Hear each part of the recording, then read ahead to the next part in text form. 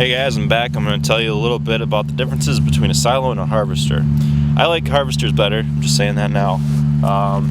Basically the difference is that silos, they're made of stone, cement, or brick, and ours is held together by these wires. It keeps the force pushing in, and it feeds from the top down. There's a system inside that comes down and it picks up the hay. It goes around in a circle and it picks up all the hay, and it throws it into that chute there, and it falls down into this bunk, and then the bunk feeds it out. There's a winch down here that lifts that up and down. I don't know if I said that already, but we fill it twice a year, make sure it's full over winter. That's basically about it about silos. I'm going to tell you a little bit about a harvester. I'm going to take you over there so you can kind of see it up closer. You guys can kind of look around where I'm going. Yes, this is a huge intermission, I know. There we've got the barn. Harvesters are right behind it.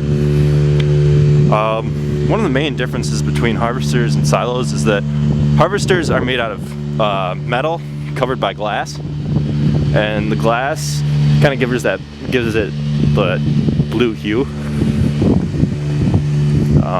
It keeps the harvester from rusting.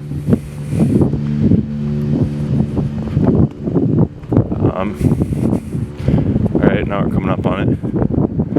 The one on the left we have is an 80-footer. The one on the right is a 40-foot. Two differences between these is that the one on the left is a hay harvester, feeds hay. The one on the right is for corn, high moisture corn. Let me just set this down here, point it upwards.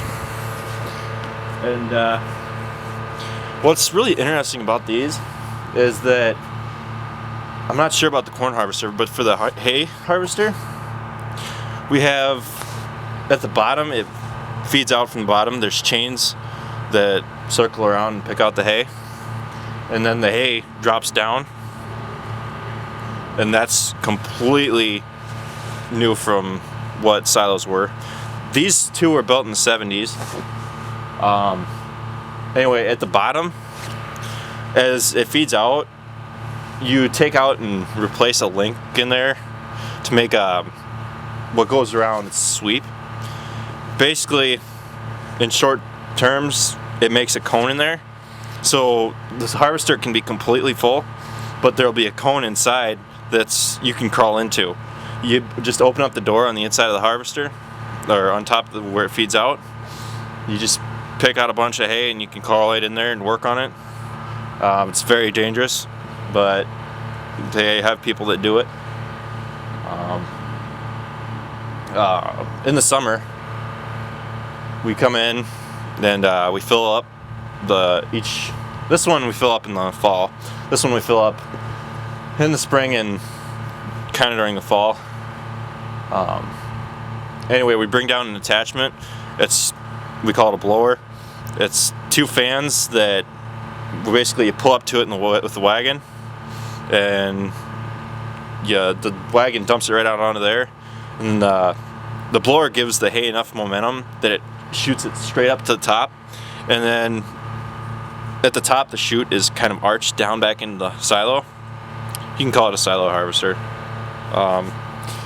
and it blows it right around without it falling out, which I think is cool.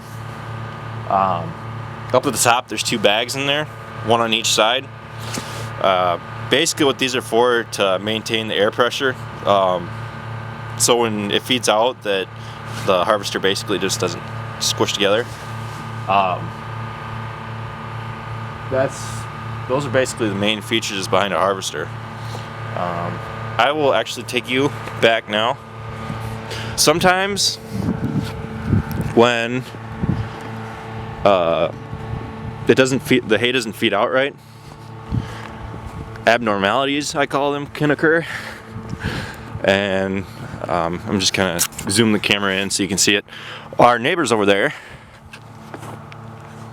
their harvester was full of corn, and it didn't feed out right when they were feeding it.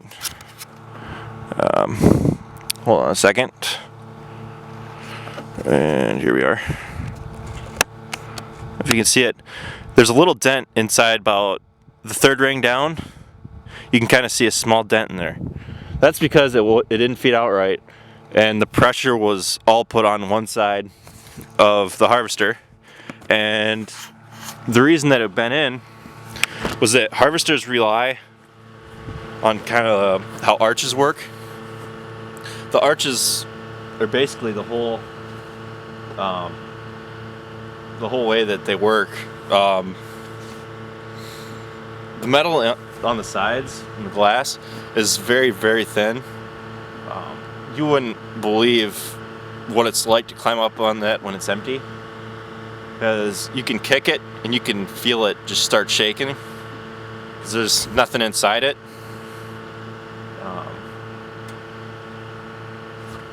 Up at the top you can climb up on around, basically look around.